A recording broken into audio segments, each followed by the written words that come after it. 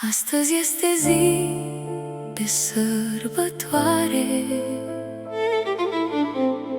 pentru o femeie cu suflet mare. La mulți ani, tanti Mașa.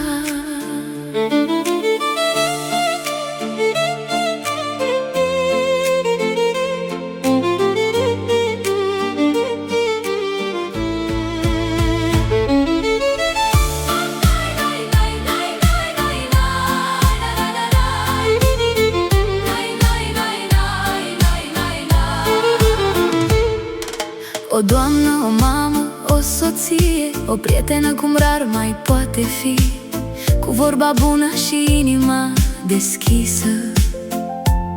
Ai fost mereu lumină și iubire.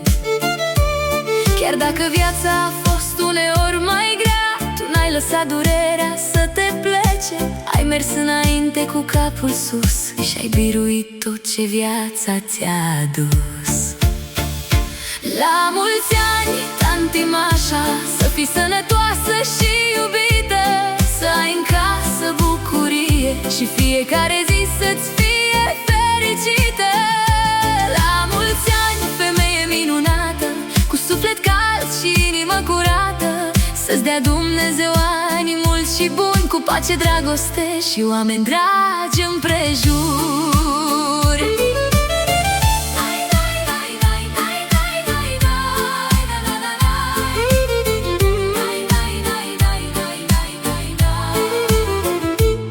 Ai fost sprijin pentru cei de lângă tine, ai dăruit fără să ceri nimic, ai ascuns în zâmbet multe lacrimi și ai rămas puternică atunci când ți-a fost greu.